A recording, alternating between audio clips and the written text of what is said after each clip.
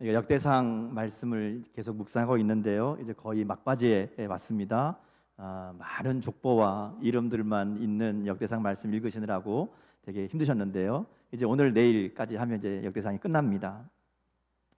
역대상 말씀은 이제 이스라엘 역사상 가장 위대한 왕으로 존경받는 이 다윗의 통치를 중심으로 기록하고 있습니다. 이제 몇 가지 중요한 사건들만 이야기하고 넘어가는데요. 이제 마지막까지 오면 이제 다윗이 마지막 말년에 와서 그의 인생의 대부분 그 마지막에 이 말년의 시간들을 오직 한 가지 성전 건축을 준비하는 것으로 보낸 것을 보게 됩니다.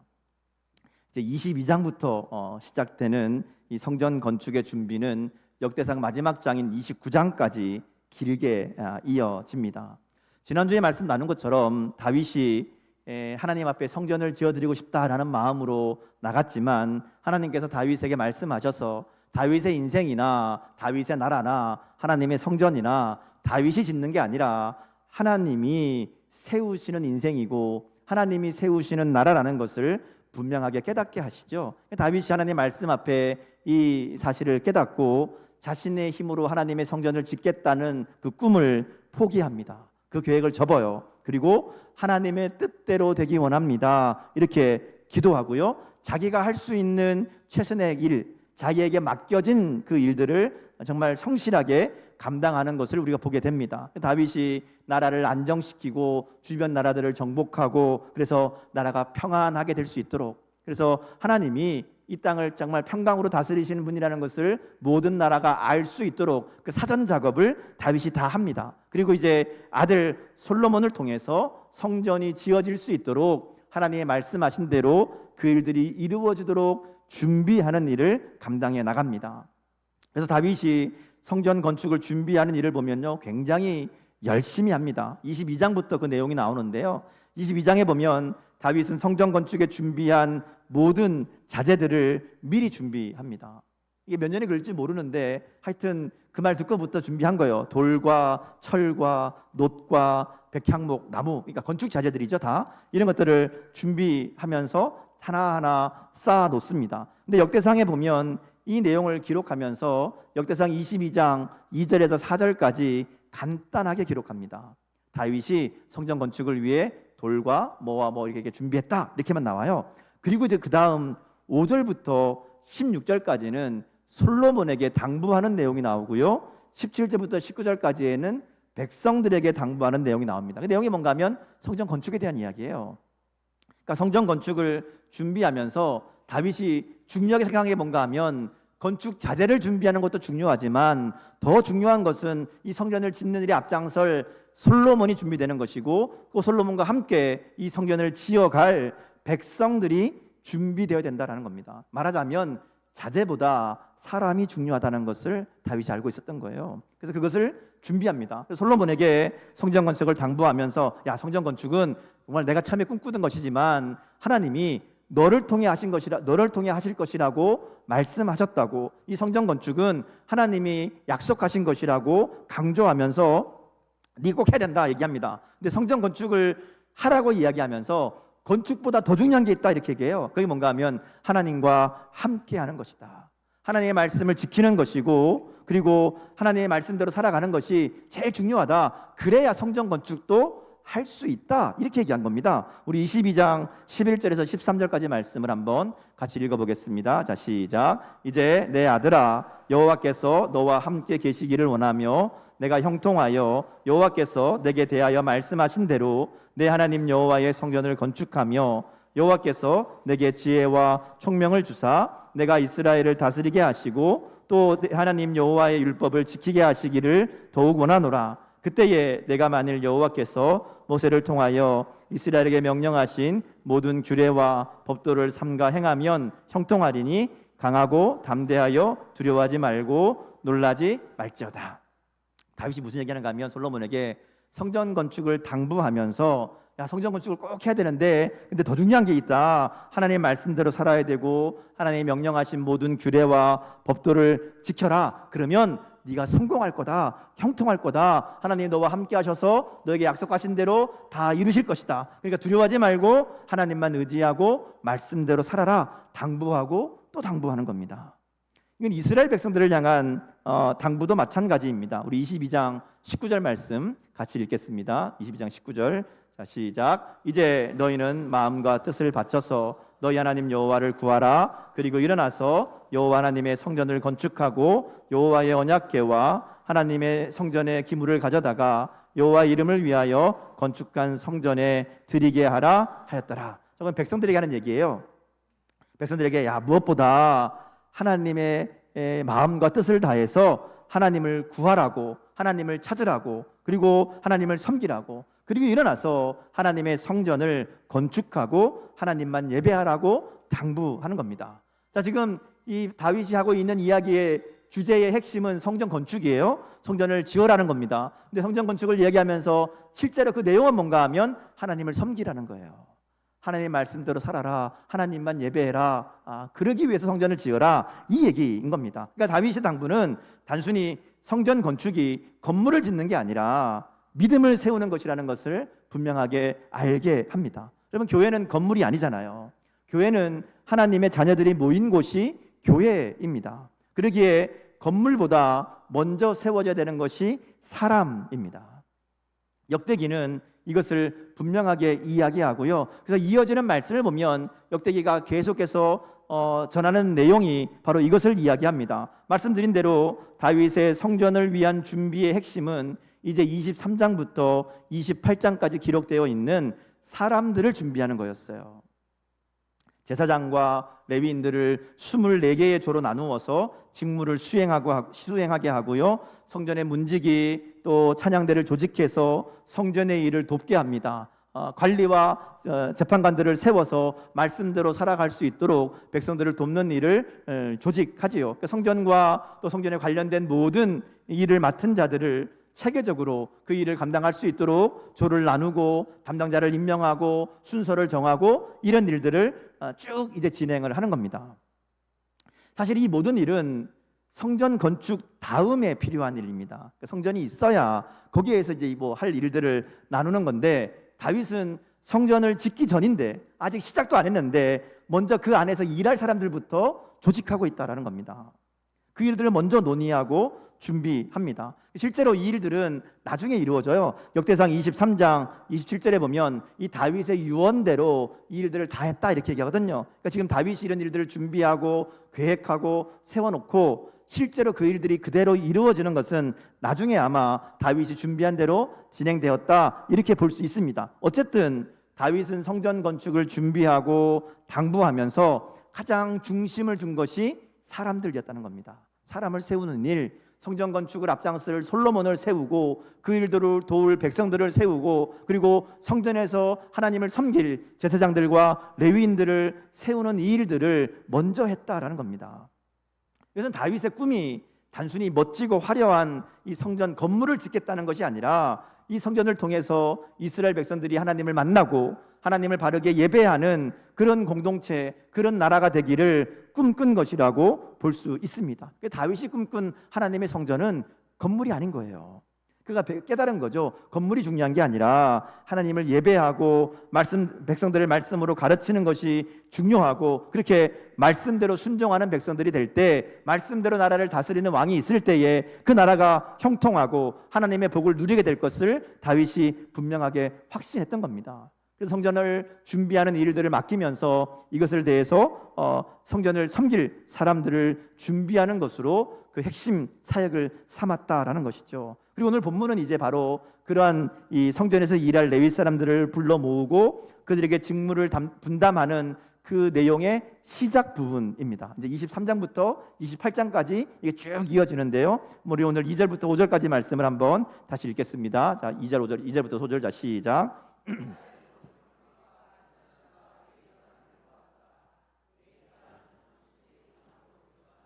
모든 남자의 수가 38,000명인데 그 중에 24,000명은 여호와의 성전의 일을 보살피는 자요, 6,000명은 관원과 재판관이요, 4,000명은 문지기요, 4,000명은 그가 여호와께 찬송을 드리기 위하여 만든 악기로 찬송하는 자들이라. 여기 보면 다윗이 성전을 준비하면서 레위인들에게 네 가지 크게 임무를 나눕니다.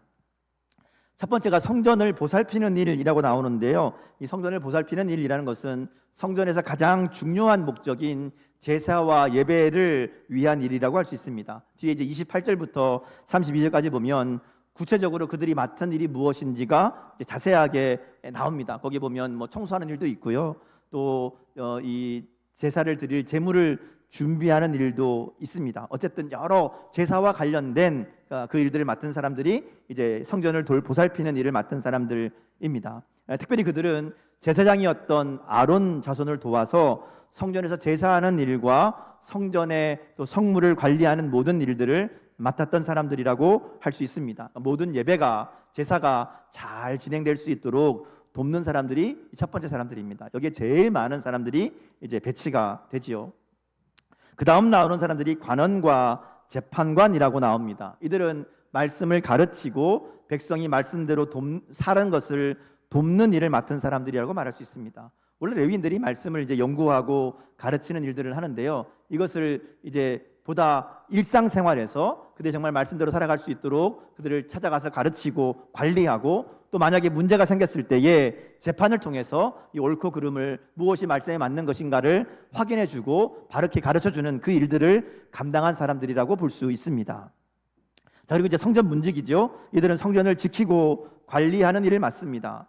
성전이 부정해지지 않도록 문을 지키고 성전의 질서를 유지합니다. 성전 문지기 그러면 꼭 뭐 이렇게 이 군인들 이런 느낌으로 생각할 수 있는데요. 꼭 그런 게 아니라 성전과 관련된 모든 것, 특별히 이제 앞에 나왔던 제사와 관련된 것 빼고 나머지, 그러니까 제사와 드리는 일과 관련된 일 외에 나머지 일들, 성전의 보수나 유지나 뭐 치안을 담당하는 거나 또 설비나 물품을 관리하는 거나 이 모든 일들이 이 문지기의 역할이라고 할 수 있습니다. 성전의 제사 외에 다른 모든 것을 관리하는 사람들이다, 이렇게 이제 볼 수 있습니다. 마지막으로 찬송하는 자들이 있죠. 이 찬송하는 자들은 단순히 성가대만 얘기하는 게 아니고요. 찬양과 관련된 모든 것, 뭐 악기를 만드는 것부터 시작해서 악기를 관리하는 것, 연주하는 것, 노래하는 것, 그리고 찬양과 관련된 모든 일들, 그리고 성전에서 늘 끊임없이 찬양이 흘러나올 수 있도록 그 일들을 맡은 사람들이 이제 찬송하는 자들이다, 이렇게 말할 수 있습니다. 중요한 것은 다윗이 이렇게 성전 건축을 준비하면서 건물을 지을 준비뿐만 아니라 하나님을 예배하고 하나님을 찬양하고 모든 백성들이 하나님의 말씀대로 이 성전을 중심으로 말씀을 배우고 또 말씀대로 살아갈 수 있도록 이 체계적인 준비를 했다라는 것이죠. 그래서 이 성전 건물을 위한 자재에 대한 설명은 세 절로 끝나지만 레위인들을 준비한 내용은 여러 장에 걸쳐서 기록하고 있고요. 그 대표 이름들, 소속된 사람들 이름까지 자세하게 남기고 있다라는 겁니다. 자, 역대기가 이 내용들을 이렇게 기록하고 있는 이유가 있습니다. 제가 역대기 처음 시작하면서 말씀드린 게 있죠. 이 역대기는 포로에서 돌아온 이스라엘 백성들을 대상으로 쓰여진 이스라엘의 역사입니다. 그들은 바벨론의 포로에서 돌아온 사람들이에요. 성전을 다시 지은 사람들입니다. 예루살렘 성벽도 다시 재건했습니다. 근데 그들에게 정말 중요한 것은 이러한 건물의 재건이 아니라, 건물을 다시 짓는 게 아니라 예배를 재건하는 것이고 신앙을 재건하는 것이고 사명을 새롭게 하는 것이다. 이것이 중요하다라는 얘기를 하려는 목적으로 이 다윗의 성전 준비를 자세하게 기록한 것이라고 볼 수 있습니다. 이 역대기는 다윗이 성전 건축 준비하면서 했던 일들을 쭉 기록하면서 다윗이 건물을 짓는 거에 강조한 게 아니라 사람을 세우고 예배를 회복하고 하나님을 섬기는 일을 준비하도록 하는 것에 초점을 맞췄다, 이 얘기를 강조하고 있다는 것이죠. 지금 이스라엘 백성들에게도 그와 같은 모습이 필요하다는 겁니다. 그들이 성전을 다시 지어놨다고 끝난 게 아니라, 예루살렘 성을 다시 재건했다고 일을 다 한 게 아니라, 그들의 정말 중요한 사명은 예배를 회복하는 것이고 하나님과의 만남을 회복하는 것이고 그들이 하나님을 바르게 섬기며 살아가는 것, 그게 그들의 사명이라는 것을 이 말씀을 통해서 이야기하고 있다는 것이죠. 그리고 이 말씀은 오늘 우리를 향한 말씀이기도 합니다. 뭐는 우리가 지금 당장 성전 건축 준비하고 있지 않잖아요. 우리가 뭐 건물을 지어야 된다 이 얘기하려는 게 아닙니다. 그런데 교회가 가장 먼저 무엇을 해야 되는지, 교회의 사역의 핵심이 무엇인지를 오늘 말씀을 통해서 깨닫게 된다라는 겁니다.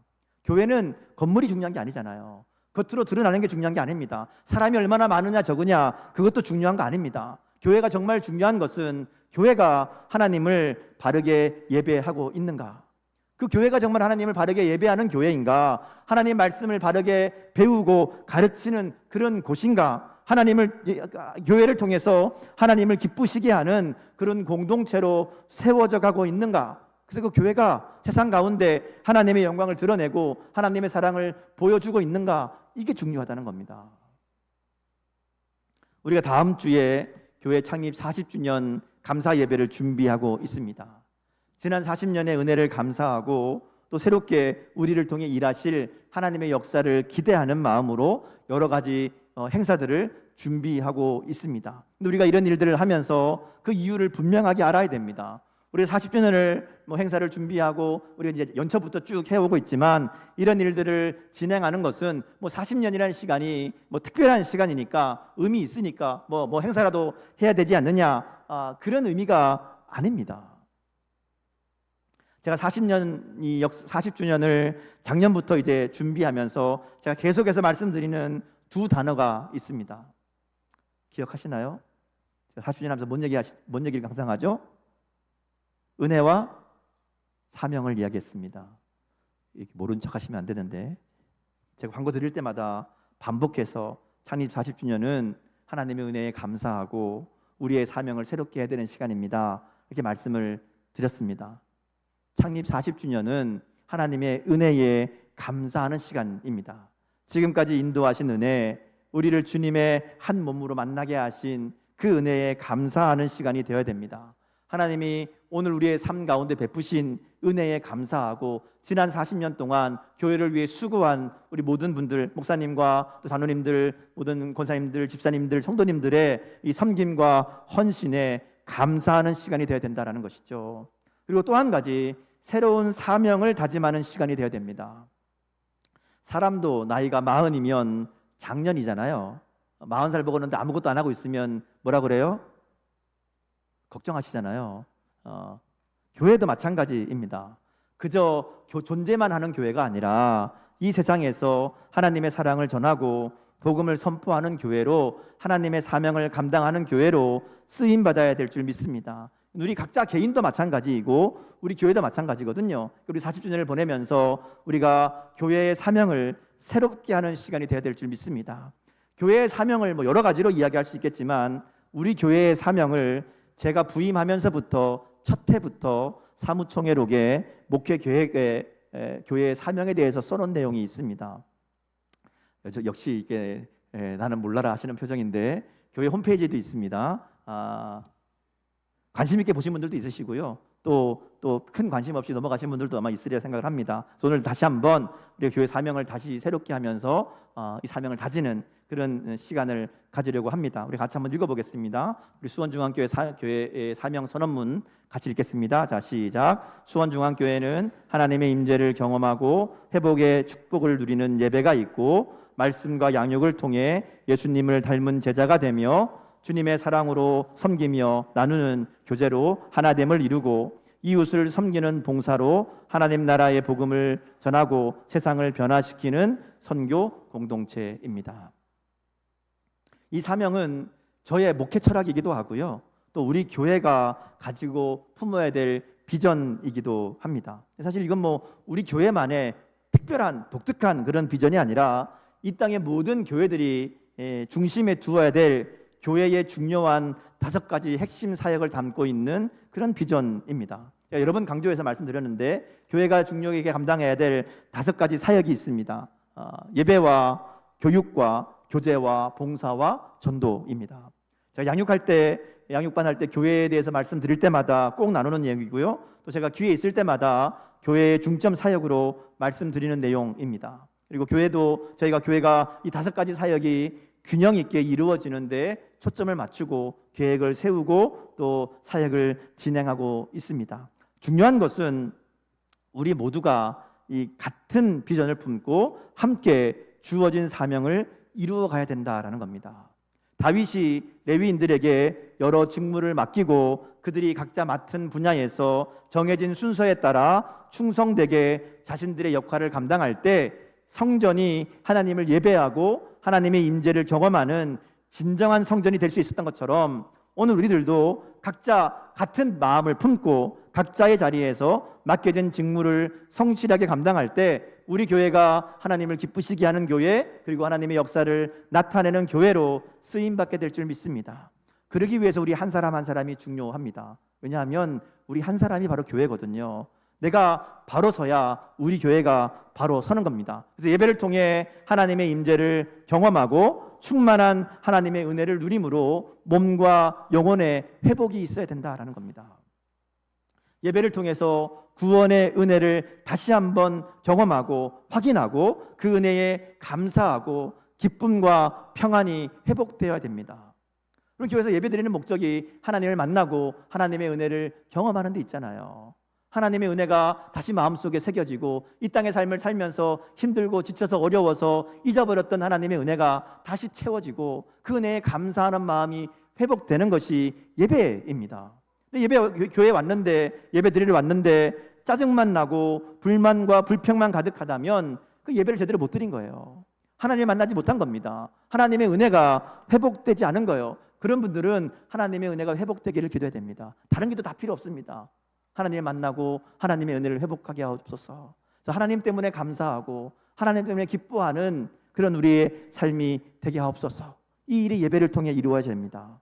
예배를 통해 하나님을 만나고 하나님의 은혜와 사랑이 회복되어야, 그래야 우리가 정말 아무것도 없어도, 정말 모든 게 불편해도 하나님의 그 사랑 때문에 감사할 수 있고 기뻐할 수 있는 겁니다. 이게 참된 신앙생활의 출발이라는 겁니다. 하나님의 은혜를 잊어버리고 하나님의 은혜가 회복되지 않으면 그러면 믿음 생활이 아무 의미가 없는 거잖아요. 예배를 통해서 하나님의 은혜가 회복되는 그 은혜가 있기를 주님 이름으로 축복합니다. 그렇게 은혜가 있어야 마음에 하나님을 향한 감사가 있고, 하나님이 나를 향해 베푸신 그 은혜 때문에 감격하고 기뻐하고, 그런 마음이 있어야, 그래야 하나님을 더 알고 싶어 하고요, 하나님을 더 사랑하고 싶어 하게 됩니다. 그런 마음이 있어야 하나님의 말씀을 듣고 싶어 하고 배우고 싶어 하고, 그리고 하나님을 기쁘시게 하기 위해서 말씀대로 순종하는 삶을 결단하게 되는 겁니다. 그 일들을 하는 게 교회의 교육이잖아요. 교회에서 말씀을 가르치고 말씀을 배우고 말씀을 듣고 말씀을 묵상하고 하는 이 모든 일의 이유는 하나님을 더 알기 위해서입니다.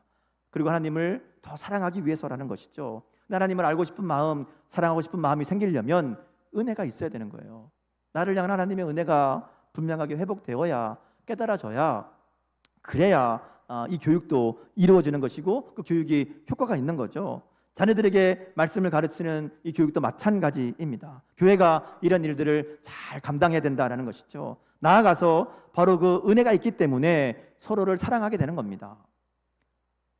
하나님의 은혜가 내게 있고 하나님의 사랑이 내게 있음을 믿을 때에 정말 나 같은 사람을 구원하여 주신 그 하나님의 은혜를 깨닫게 될 때 그 은혜 때문에 나의 옆에 있는 사람들, 좀 보기에는 부족해 보이고 좀 나와 다르고 나를 힘들게 할 때도 있고 여러 가지 다른 모습들이 있지만, 하나님의 사랑 때문에, 하나님이 사랑하라고 말씀하셨기 때문에 서로 이해하고 품어주고 사랑하고 한 몸인 교회로 함께 하나님의 일을 이루어가는 거잖아요. 그게 사랑의 교제가 있는 겁니다. 크고 작은 많은 일들을 하는 것도 중요하지만 더 중요한 것은 바로 우리가 이와 같은 하나님의 사랑으로 하나가 되는 공동체가 되는 것이고요, 함께 사랑하며 하나님의 일을 이루어가는 공동체가 되는 겁니다. 그리고 이것은 전적으로 정말 하나님의 은혜를 아느냐, 하나님의 은혜를 믿느냐, 여기에 달려 있습니다. 이렇게 하나님의 사랑으로 서로 사랑하고 하나님의 뜻대로 살아가기를 힘쓸 때 우리를 통해 세상 가운데 주님의 사랑이 전해진다는 거죠. 내가 정말 주님을 사랑하는 마음으로 다른 사람을 대하고 사랑하며 섬길 때 그 사랑을 통해서 봉사가 이루어지는 겁니다. 하나님의 사랑이 전해지는 거예요. 또 우리의 삶을 보고 정말 힘들고 어려운 상황 가운데 우리의 삶의 모든 순간순간마다 하나님 의지하고 하나님으로 힘을 얻고 하나님을 기뻐하며 살아가는 그 모습을 통해서 하나님을 알고 싶어하는 사람들이 생기게 된다는 겁니다. 우리의 삶이 저들에게 복음의 증거로 드러나게 된다라는 겁니다. 전도는 그래서 억지로 교회 가자고 얘기하는 게 전도가 아닙니다. 아무리 억지로 가자 그래도 안 와요. 그들을 전도할 수 있는 방법은 내 삶을 통해, 나의 말과 행동을 통해 내 삶 속에 역사하시는 하나님을 보여주는 겁니다. 내가 하나님 때문에 기뻐할 수 있고, 내가 하나님 때문에 감사할 수 있고, 내가 하나님 때문에 소망을 품고 살아가고 있다는 것을 보여주는 겁니다. 하나님을 믿고 사는 것이 얼마나 복되고 행복한 일인가를 보여주는 것, 그게 가장 효과적인 전도라는 것이죠. 우리가 그렇게 살아갈 때 우리의 삶을 통해서, 또 우리 교회를 통해서 하나님의 사랑이 드러나는 복음의 증인으로 살아가는 삶, 복음의 증인이 되는 교회가 될 줄 믿습니다. 이게 쉽지 않아요. 어렵습니다. 그렇게 사는 거 힘들잖아요. 그래서 함께 모여서 예배하는 겁니다. 예배하면서 힘을 얻고요, 은혜를 받고요, 믿음을 회복하는 겁니다. 말씀을 배우면서 우리의 믿음을 더욱 굳건하게 하고, 혼자 힘드니까 서로 격려하고 사랑하고 교제하고 도우면서 사명을 함께 감당해 나가는 것이 바로 건강한 교회의 모습이라는 거예요. 그러니까 모일 때마다 말씀을 들으면서 믿음을 새롭게 하고, 은혜를 회복하고, 서로 기도하고 위로하고 격려하고, 그리고 각자의 자리에 흩어져서는 삶의 자리에서 복음을 전하는 사람으로, 사랑을 나누는 사람으로 살아가는 것이 하나님이 기뻐하시는 성도의 모습이고 교회의 모습이라는 것이죠. 오늘 우리의 삶이 바로 그러한 하나님 나라를 향한, 교회를 향한 새로운 사명을 결단하는 그런 시간이 될 수 있기를 주님의 이름으로 축복합니다. 말씀 앞에 정말 내가 있어야 될 자리, 내가 감당해야 될 사명이 무엇인지를 깨닫고 온전히 순종하기를 결단하는 저와 여러분 될 수 있기를 주님의 이름으로 축복합니다. 특별히 이 일을 위해서 우리가 이번에 전교의 수련회를 준비하고 있습니다. 제가 40주년 행사를 작년에 연말에 준비하면서 무엇을 우리가 온 교회가 함께 할 수 있는 일이 무엇이 있을까 기도하면서 결정한 것이 전교인 수련회입니다. 우리가요, 특별한 계기가 있어야 변화가 만들어집니다. 그냥 가만히 있는데 변화가 일어나지 않습니다. 우리가 함께 시간을 내고 마음을 모아서 함께 뭔가를 시작해야 거기에 역사가 일어나고 변화가 있다는 것이죠. 이번 수련회가 우리의 삶에 새로운 변화의 시작이 될 수 있기를 주님의 이름으로 축복합니다. 그래서 우리의 각자의 삶을 물론이고 우리 교회가 하나님 나라의 사명을 위해 한 마음이 되는, 한 마음을 품고 한 비전을 가지고 함께 힘써 나가는 그 출발점이 될 수 있기를 바랍니다. 사무엘 시대에 미스바의 부흥의 역사가 일어났던 것처럼, 에스라 시대에 예루살렘에 놀라운 영적인 부흥이 있었던 것처럼 이번 수련을 통해서 우리 가운데 하나님의 놀라운 역사하심이 일어나게 될 줄 믿습니다. 하나님의 놀라운 은혜 자리에 한 마음으로 참여하는 우리 모든 성도들 될 수 있기를 주님의 이름으로 축복합니다. 말씀을 정리합니다. 성전에서 섬기는 레위 사람들에게 각자의 역할이 맡겨졌지만 그들이 그 일들을 성실하게 감당할 때 그들의 그 하나하나의 일들을 통해서 하나님의 성전이 정말 성전되게 하는 일에 쓰임받을 수 있었다라는 겁니다.